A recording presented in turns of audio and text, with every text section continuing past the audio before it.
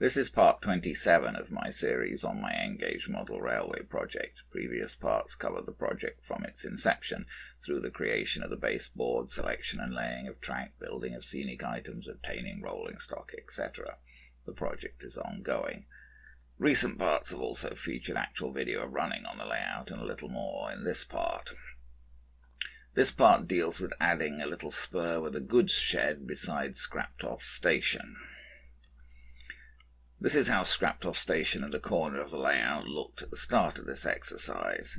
I figured that if I put in a set of points where the arrow is indicating in this picture, I will be able to have a small goods spur for Scraptoft in the corner there. The red line here indicates roughly where I thought the goods spur could go. For the shed, I was planning to use the Metcalfe PN112 goods shed kit, which specifically says it is intended to represent a small country station goods depot. I picked this kit up, as I did most of my Metcalfe items, from British model trains in Cambridge, Ontario, just up the road from where I live. So here's the start of the build process for the Metcalfe shed, setting up the two end walls, layering in the vents, etc. Now the windows and doors are in place, including the roof skylights. The way Metcalfe do their printed glazing for the windows and then layer that in really helps to give their buildings a more realistic feel.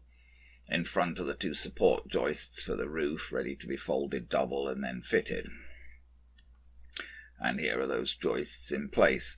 As you can see, the interior of the building's also finished, with textured walls and an interior platform. And basically all of the main pieces are together now. The external platform at the right isn't attached to anything, and you can use it as you think best.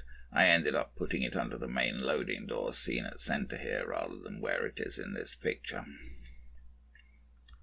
Here's the end with the little office, with steps up to its door, presumably so that its floor can be level with the interior platform.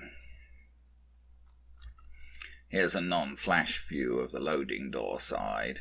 Pictures without flash probably give a better sense of how the building will actually look on the layout. And here's a better view of the end opposite to the office. Now I've added the chimney to the office. Honestly, I wasn't entirely sure whether to bother with the chimney, but then I decided that they probably should have a fire if they're going to try to work in that office in an English winter. Almost done now, but I haven't done any work on retouching the edges of the curve of the walls, etc. and roofs, which definitely does help to make buildings made from these kits look less cardboard. And here's the shed tried on the layout, though the edges still haven't been retouched. I bought another set of number 6 Cato points from Otter Valley Railroad in Tillsonburg for this spur. I actually went down there on a Saturday and picked them up, and a couple of other track pieces, as their store is now open again post-COVID measures, at least for the moment.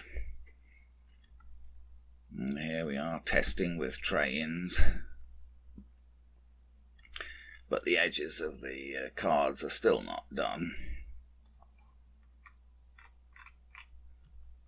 And now finally I have retouched the edges. I've also slightly reshaped the track itself, putting a little bit more of a curve into it.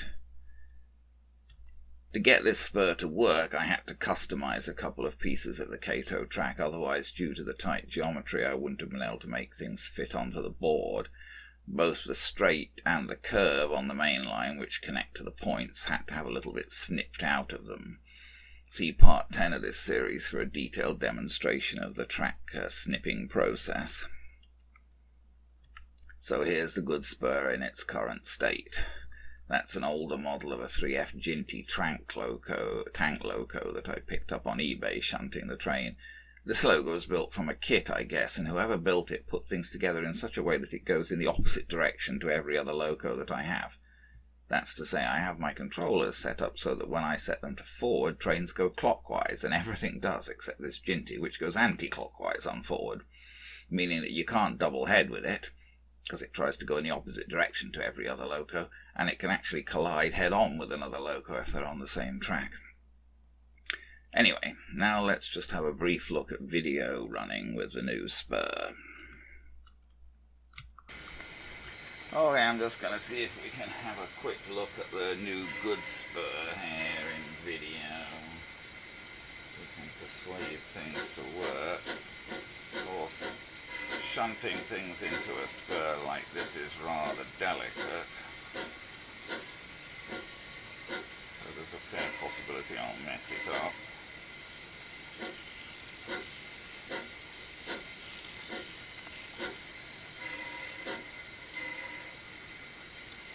Yeah. Well, that's as far as it can go, clearly.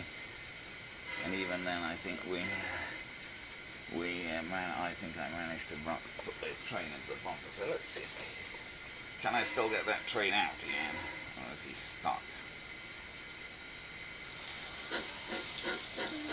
Didn't actually derail anything. There you go. And let's just shoot for a slightly different point of view on that, if we can. Just shunt the same train in there.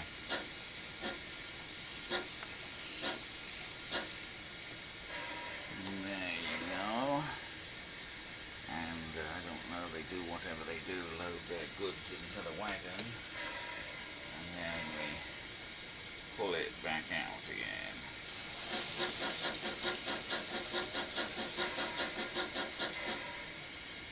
Well, there you are. That's it as it is at the moment. The Metcalfe goods shed on a little spur in the corner by Scraptoft Station.